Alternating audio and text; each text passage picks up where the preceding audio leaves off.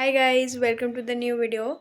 And today we'll discuss about some important answerable questions that I have seen that are mostly asked. So we'll discuss these that. So yeah, let's go. So first, very common question that is asked is like, right, if they can say that write Ansible playbook to install Nginx. So first of all, we will give when there is a list, because name can be many, so then we provide this hyphen. So name install nginx on the target system. Host means on what all host we have to do it. It can be local host, or we can provide a host file to over here. We can mention the host file name, and host file name should be in the same place where this playbook is there. Become true means these all tasks that we have written will be run as a root user.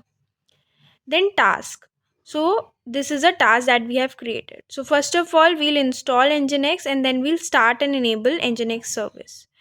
So in this, I have put a check for Debian system and Red Hat system.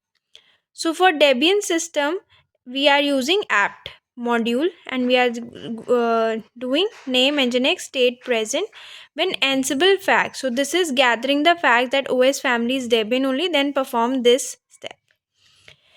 Else, if Ansible fact OS family is Red Hat, then perform yum.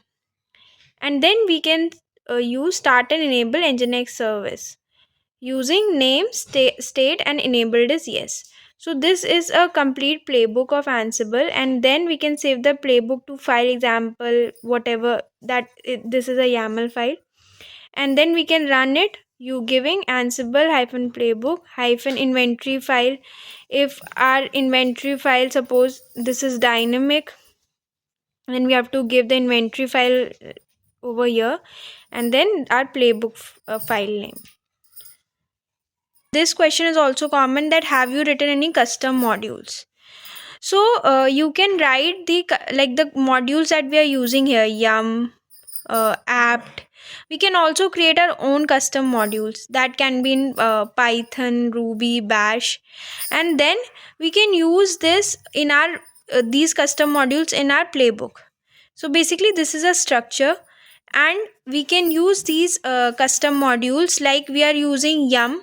We can give the custom module name over here and the inputs which are required to be given in this custom modules.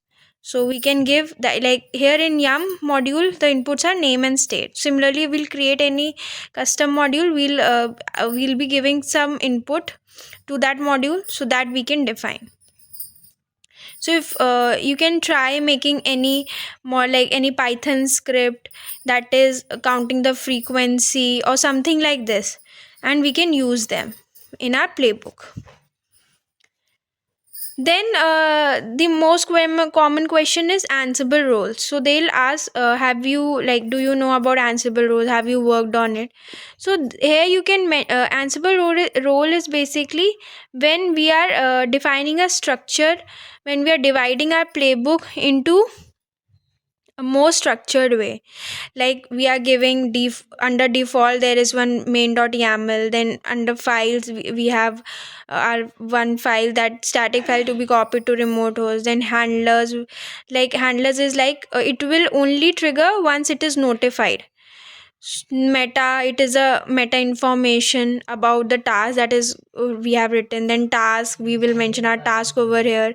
Then the test playbook for testing the role. Then wars, then our variables will be mentioned. So basically the structure, this type of structure we'll define, and inside that we'll write our YAML or our files, we'll copy our file. So this basically reusability, modularity, maintainability. So this helps in this. We can maintain it, we can reuse it, and if any changes are required, then whole playbook has not to be modified. Only particular change has to be done. So yeah, in this way we can say. Most important question is looping in Ansible. So basically when we have to perform, like we have to perform the looping, we have to install all these vim, git, curl packages. So instead of writing different tasks, we different like many tasks inside this, we can use a loop, and we can call them by item.